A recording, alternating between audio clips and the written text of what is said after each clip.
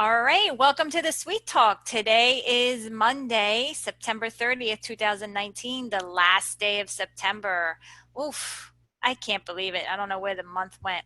Anyway, I'm your host, Kim Matina. I am a Google certified trainer and a Gold product expert in the Google for Education Jamboard and CS First Help forums, and a technology teacher. Today, I have on the show Mr. Adam Juarez from Central California. He's an ed tech coach. Welcome to the show, Adam. I'm very happy to have you on. Thanks for having me. I've been looking forward to this for a while.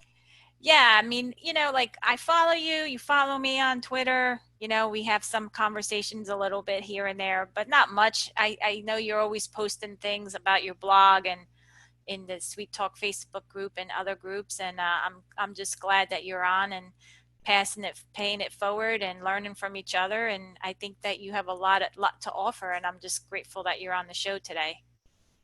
Yeah, just becoming a connected educator is like no other. Like I couldn't imagine. I can't remember like life before being a connected educator and how much I learn every day. So it's great. Yeah, definitely. I agree. I always look forward to Monday nights because I learn something new all the time from my guests. It's absolutely amazing. So why don't you tell us a little bit about yourself?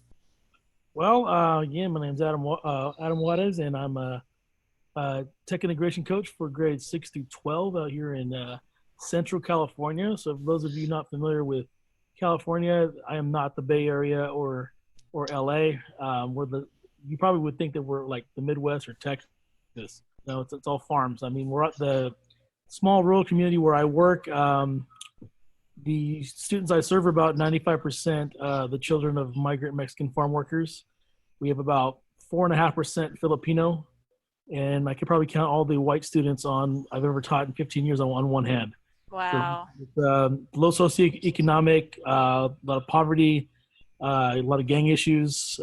We have some problem with our water out here too. So it's a lot of challenges to face, but every community has their challenges to face, and that's just the ones that I have to deal with. But this is my 15th year here in this district, 5th year as the ed tech coach, and it's learning more and more every year, trying to get better. Yeah, I find it very challenging just to stay up to date with things, especially with technology, and then always putting stuff out there, making things available for staff and giving the kids like the most immersive learning experience that you can give them with what you have. So like, being an ed tech coach slash, technology teacher, STEM teacher, anything to do with technology, it's very challenging, I find. And I think that if you're not connected, it's hard to evolve and grow. Yeah, because technology moves so fast. One person cannot be an expert on everything, but I've learned in my experience that I'm connected with enough people that if I get asked a question that I don't know, I can guarantee you I know someone who does know, and I can connect you with those people. Like people who know me know that they go to me for stuff, anything to do with Google, but I'll get thrown out Microsoft questions, and I have friends who are MIE experts, and I'll pass them on to them, and we can always find the answer, and that's the beauty of being a connected educator. Yeah, I agree. And Twitter too. Like Twitter is awesome. Like I'll post a question out there and I get my answer like within 5 to 10 minutes. Yep. It's great. It just totally evolved. It's really nice. Anyway, that's not the topic of our show, but maybe we could do that another time. We'll have to get some other people involved in that conversation. But I know you wanted to talk about Google Sites and how they're underutilized, and also certifications for students that you have created some type of platform. So I'm really happy to hear about that. But why don't you talk about Google Sites and your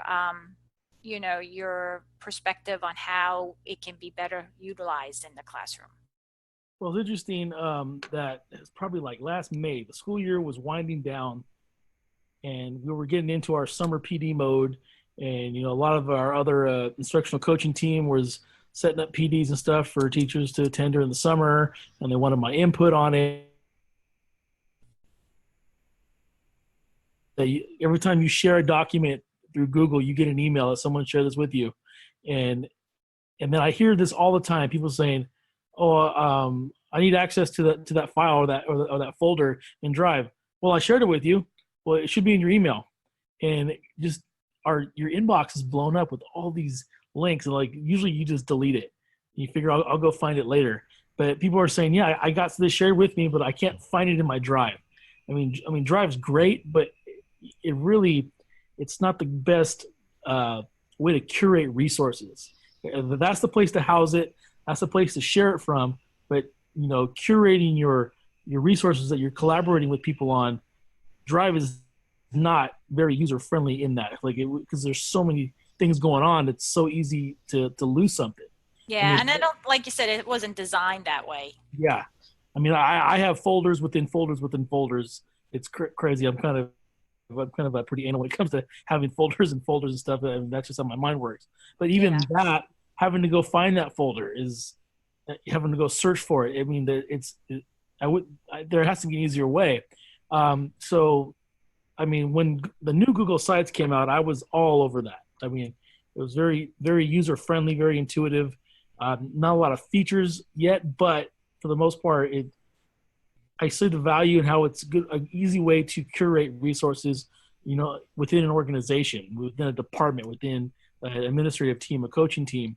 And so what I started doing with any team that I was leading, I'm like, okay, I'm going to share all this with you, but don't go looking for your Drive. I'm going to curate that on a site. So all you need is a link to the site. It's automatically going to get updated for you as I put things on there. And all you got to do is here's the resource. You click on it and you have it. You don't need to be searching through your Drive, because I found that to be a huge pain point amongst teachers, searching through their emails, searching through the Drive. And if we curate it on sites, it just makes your life so much easier. And I mean, beginning of the school year in August, I mean, there's so many new trainings that people attend, and people are sharing out slide decks and all these other resources. And I said, you know what? I'm just going to start putting them on sites for each school site. And I shared it with their admin team, and they're just, oh my God, this is so much easier. I know with our middle school and our high school, we started creating like a teacher resource site that we link to on the official school website, but we also are gonna.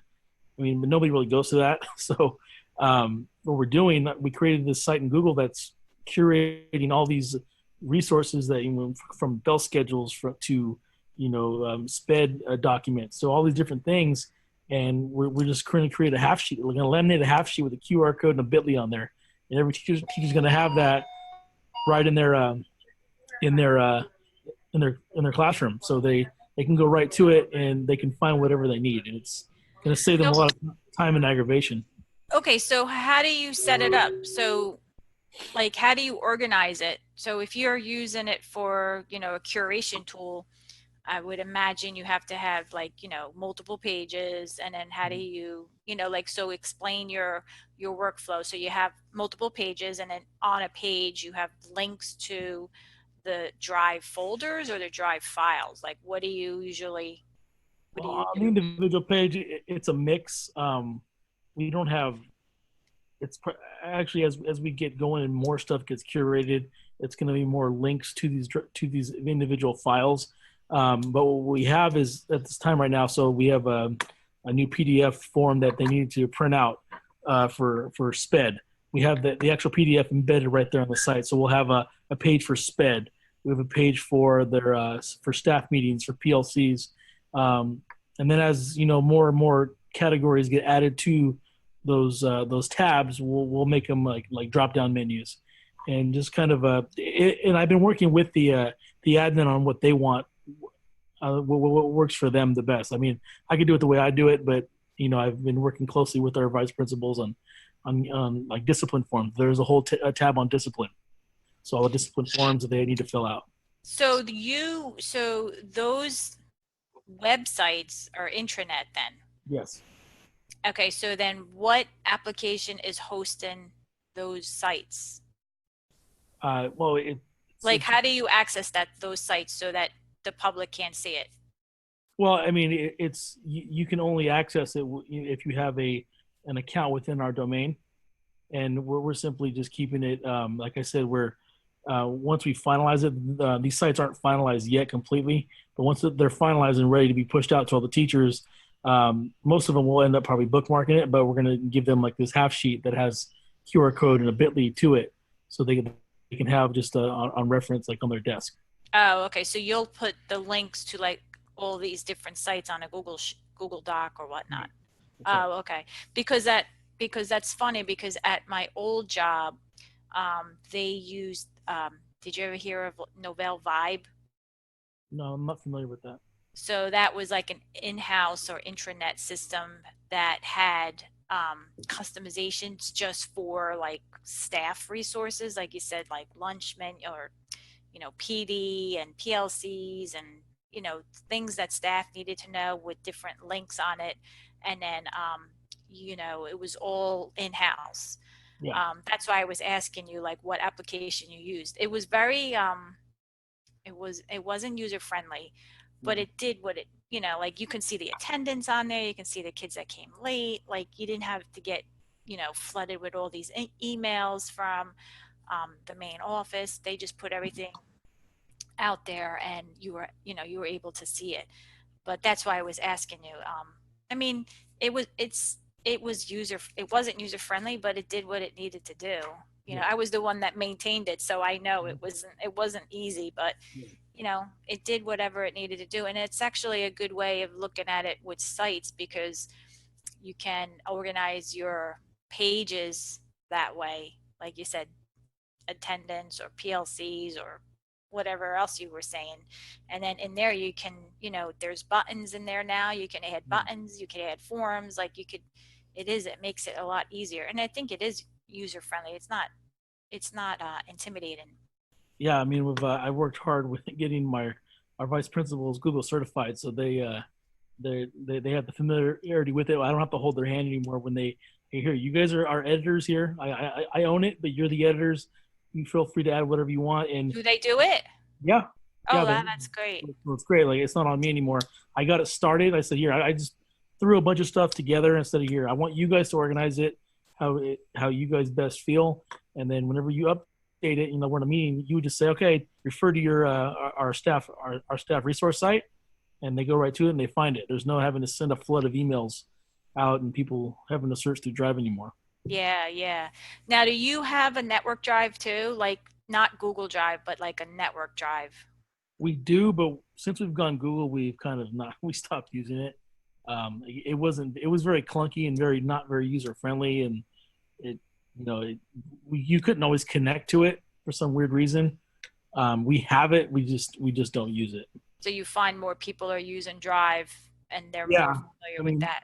that was my initial mandate when I became tech coach was, okay, we're moving to Google. You're leading that crusade now, and now everything's Google.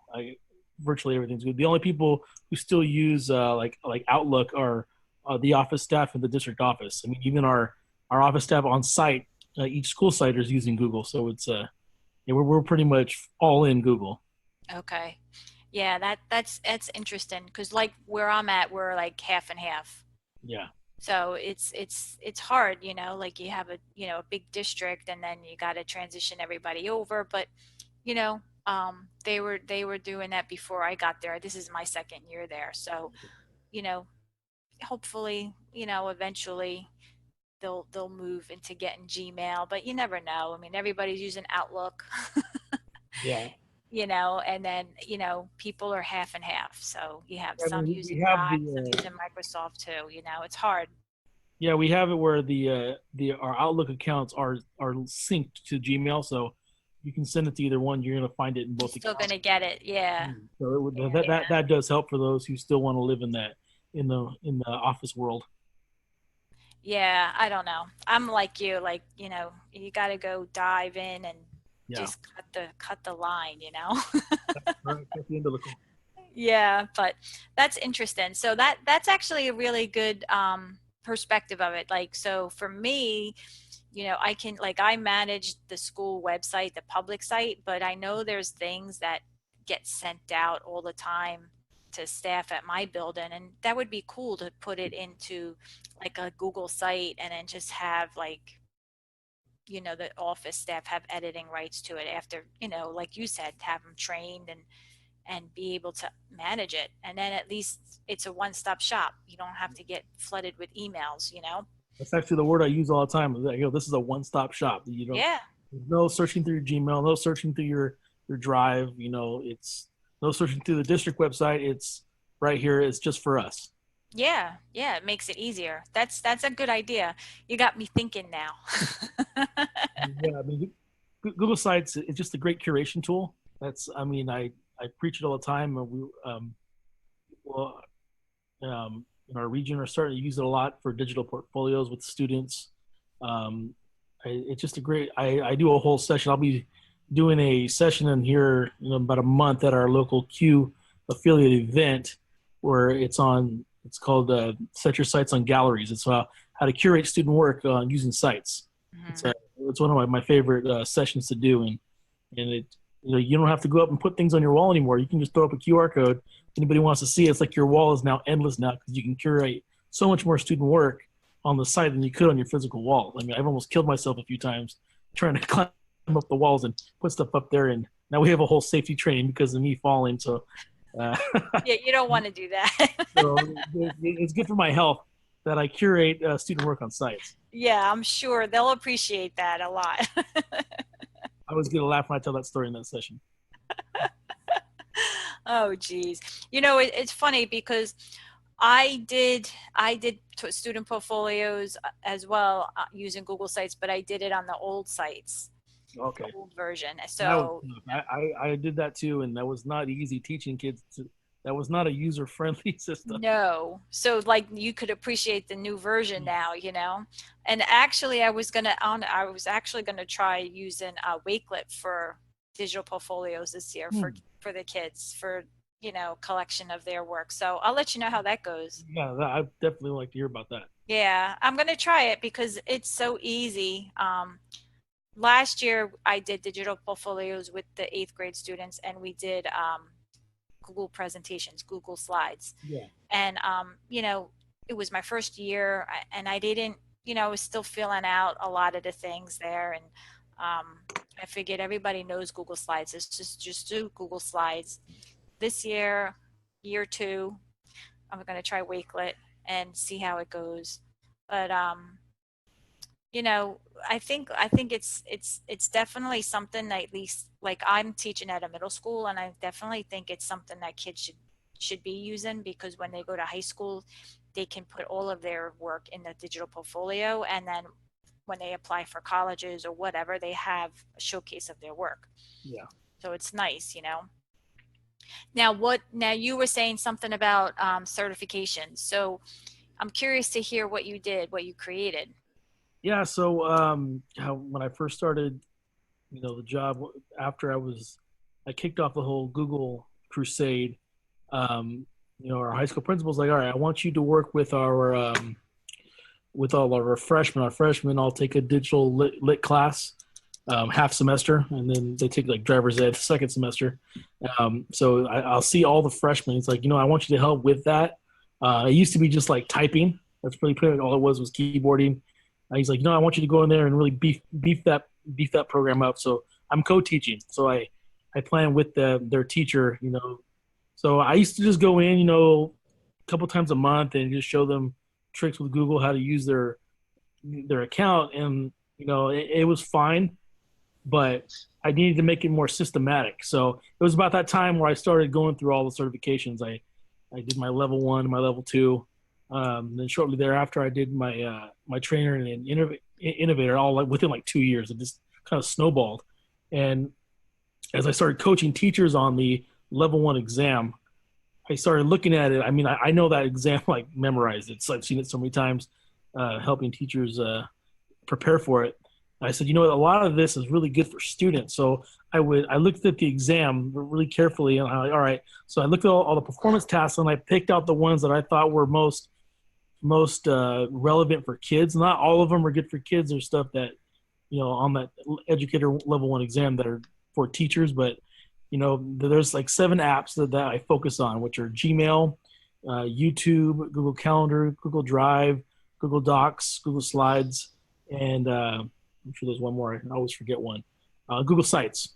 So those are all the so I mirrored a lot of the tasks that you see on the educator level one exam, and I made it for students. So it's a little pared down, but but it's focused. So we the digital lit teacher and I kind of collaborated on it, and we run it through Google Classroom, and I make an assignment for each app, and I have a skill checklist of what they have to be able to demonstrate, and I do a screencast showing it's just me demonstrating all those things, talking them through it. So we have a whole system where they'll come in once every 2 weeks to with me. I'll do a live demo of pretty much what's on the video, and then they have to then the teacher has it set up where each group has a supervisor, and the kids have to show that they've taken notes on it. And then the supervisor checks off, and then they move into their screencast where they have to screencast themselves, showing that they are practicing all these skills and they're talking through it. And when they turn in their screencast, and then they're eligible to test on that app. So when they test on the app, they're sent to me, and I have the skills checklist printed out, and I call out each skill one by one, and they have to demo it live in front of me. And my rule of thumb is if they freeze on something for 30 seconds or longer, I said, all right, you need to stop, go back, study again, and then I'll have you come back and retake it. So they go through that process for all 7 of those apps. And when they're done, I create a digital badge for them, a printout certificate. I kind of surprise them in their classroom and wherever they're at, and like it's a graduation ceremony. But I'm very mindful to say that this is not officially Google. This is me. This is our district's in-district certification, but it's pretty rigorous. I mean, we probably get only 40% actually make it all the way through because it does require some work. But a lot of kids are really jumping into it and enjoying it. And a lot of people have reached out to me asking, "Hey, well, what are you doing there?" And I started this before Google came out with their official one, which I think they dropped the price. It's like $38 now per student. But I started when it was before they even came out with one. I think the original one was like 75 a student, and I brought that to the Yeah, I district. think so. Something like that. Yeah, I told the district, they're like, well, we'd rather just do yours for free. It's not official, but the kids are still learning stuff. And I make a little badge, and then I make them put them on their email signature, and I tell them email the principal. He loves seeing that. But I told them if someone asks you about it, say, yeah, this is through our school does this. It's not official, but it does show that you're familiar with it. So my long-term goal, like this, actually, in a couple of weeks when our new quarter starts, I've developed a level 2 version now. That takes all those apps to a whole new level, and they have to create a portfolio on sites as part of it. And now, what grade level is doing this? so this all starts with ninth grade, and so I see every ninth grader, either in the spring or the fall, depending on when they have that class. And the way that it's going to evolve with my level 2 is that as 10th and 11th graders, they'll have the opportunity. There's no class dedicated to it, but kids who are intrinsically motivated who want to do it, I'm going to allow them during their 10th and 11th grade years to go through my level 2 process. And my end goal is now, by the time they're seniors, they've gone through my level 1, my level 2, I'm going to have them actually take the official certified educator level 1 exam. I've heard that there's a handful of students out there that I've heard have done it and passed it, and it's totally they're allowing them to do it. So I would love to see my seniors graduate with that actual exam, because as you know, that's exam's no joke. It's pretty rigorous. Yeah, So no, if you that's get kids to great. do that, then I think that's my end goal. So I'm about, I would say, 2/3 of the way toward getting to that goal. So this takes the whole year. Uh, It's actually it actually takes a semester. a So semester. I only get those kids for one semester, and then they switch to a different class at semester. So So how long is this semester for you? Like 3 months? What is that? yeah, it's about 3 solid months. Okay. Wow, that's awesome. So yeah, I've been a lot of people reaching out to me wondering why. I did a whole video call last week with a local district not too far from here, who they didn't want to pay for Google, so they said, "Can we kind of mirror what you do?" I'm like, "Yeah, go for it." I mean, I'm just kind of made it up as I went, and it's seen some results, so it's been fun. Now, would you have them take, instead of the certified educator level 1, would you have them take the student certification one or no? I haven't really looked at it yet. I'm actually going to experiment with my stepson. He's 16. I'm gonna bribe him with a video game. I want you to go through it so I can see and learn and really learn it from a student perspective. And if that ends up being it, then I'll throw that in there as well. But my real goal, I really want them to do the actual educator one, because I think that's going to give our kids a real leg up when they apply for jobs in the colleges. That it's not just a student thing. Like you're doing a Yeah. professional one, and I think that's I'm gonna see how I can fit that in. Because again, I planned this out before Google really jumped on board with their student certifications. So I wonder if I mean, obviously, if they pass, you don't you don't fail them if they fail the certification, right? I no, mean, they passed the class. yeah, as long as they go through the steps, they're gonna Yeah. get credit for the class. Yeah, so like so if they take the test and they pass the certification level 1, then like they obviously would pass the class, they get certified, and then they have something to take with them when they leave. Like Yeah, that's the reward, yeah, so that they can be productive citizens. yeah. I've kind of dangled a little carrot, a little bribery where I once they pass, like I have a list for a year, a calendar year. They have one Tuesday a month. We have it through our food services. We'll do a catered pizza lunch for them. So all the students who've passed, they have 1 year of pizza lunches, and I even invite all the teachers who've passed the actual level 1 exam as well. So that's once a month we have a big party. That's great. I like that idea. I think it gives them some type of incentive, It motivates them, and I mean, you're at a different level, high school's different. I'm at middle school, so like at high school they want to try to be a little bit more marketable when they graduate so that they have some type of, skills when they leave high school, and that's actually given them something that the level 1 will give them something that they can take with them. Yeah, Yours is for your district, but if they can pass the level 1 test, that's great. yeah. So they can say, this is That's what I did.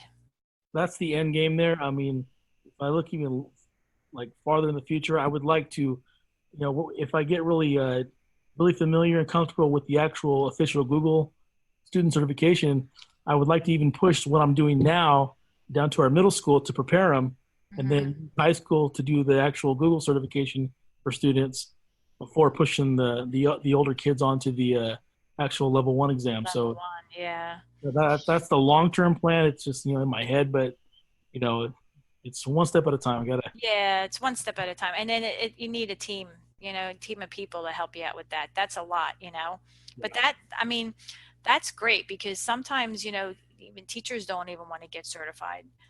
They don't want to do it. So at least if you're pushing it out to the kids and the kids are doing it, then you really gotta the teachers really have to do it then at that point because they got to yeah, be able to help the kids and support them. yeah. Because So like the teachers, it's kind of good all the way around. as a coach, the teachers can tell me all no all day, but they have a much harder time telling the kids when they're requesting certain things. So, the buzz started happening when kids are showing up. They have our district certification now. Now the teachers are kind of held accountable. Like, oh, I need to be able to really leverage these skills. So, I've been fortunate that our superintendent about a year and a half ago got on this Google certification kick, and she's like, by the end of by summer of 2020, all teachers will be certified. So that kind of fell on me, and we've since she's got on this kick, we have about 88 teachers who've gone through it, and Oh, the past great. level 1, and now they're chomping the bit. Now they're all excited about it because I just love that feeling, like that look on their face, that sense of accomplishment they have when they, oh my god, I passed. Like Yeah, they're like they're surprised. you struggle through it. I'm like, oh, I prepared you for it. Like if you went through my system and I was confident. So Yeah. now they're like, okay, when's level 2? When's level 2? I'm like, well, we're gonna pump the brakes on level 2 because they're changing the testing system right now. So I'm gonna keep my eye on that. But Oh, that's great. Congratulations. I think that's great. It's good all around and you got the support from your admin team. So I mean, it's like you can't be stopped, you got to just keep moving forward. I don't know, Adam, you got to, fill those big shoes there, their expectations. yeah, you might have the kids do some type of innovator project, Yeah, that's I or actually maybe train the trainers, the yeah students train the teachers or something, pay it yeah forward for them. we've been doing some like ones where the kids are doing screencasts in different languages because we have a high Filipino population. We're doing in Ilocano and Tagalog. Those students are like making screencasts for how to do anything in GSuite so their parents can learn. So Yeah, that's awesome. I've been giving them service hours for that, so that's been fun. Yeah, they got to give back. Yeah, Definitely. That's awesome. Good for you. That's nice to hear.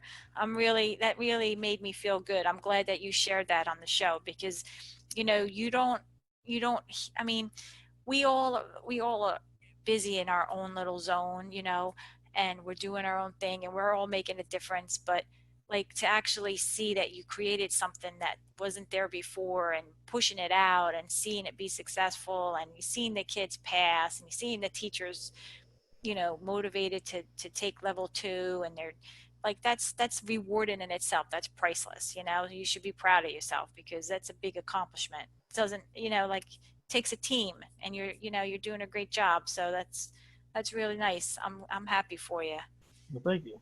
Yeah, that's awesome. That's what it's all about, Yeah, it's what it's all about. That's what I say. It's pay it forward, share, learn, yeah. grow. I'm a serial sharer. I can't stop sharing. Yeah, that's all good. That's what it's all about. Wow, good for you. That's awesome, Adam. All right. Well, if you want to connect with Adam, um, I'm going to have him put all of his information in the Wakelet collection for the show tonight. But I'm going to share my screen real quick. Let me know if you can see my screen. Can Yep. you see it? Okay. So You you want can a visit. What's that? you want a pixel book? Yeah, All right, I recognize it. I love my Pixel I book. love mine too. All right, so if you want to visit my website, you have to go to thesuitetalk.com. That's the SUIT talk.com. And it is a Google site, Adam. I'm Nice. using the new Google sites. All right. And you can subscribe to my YouTube channel, join the Facebook group, follow me on Twitter, and subscribe to the newsletter. I'm also on Podbean, Spotify, Apple Podcasts, Google Play, and Google Podcasts. And this episode will be listed on the homepage as well as the podcast. If you'd like to be a guest on the show, in the guest inquiry section, click on the button to fill out the form. You can see the schedule there. You know, Past episodes, you have to go to the episode and podcast page, and you can see all the podcasts and episodes and show notes here. It'll all be listed here on this page. So, with that said, I am going to stop sharing my screen. There we go. Um, so that's my show for tonight. Well, thanks for being on. I really appreciate it. It was so nice talking to you. You got my mind thinking about the intranet Google site. So I'm going to try to pitch it and Yeah. see how it works. You never know, right? So Oh you yeah. try. Of course. So, but anyway, thanks for being on. I know you just finished school, so go home and do what you got to do or whatnot. Go get some dinner or something. Yeah. Go pick up the kids. Go pick up the kids. Yeah. All right. Thanks, Adam. I'll talk to Yeah. you soon. All right. Good. Sounds good. Bye. All right.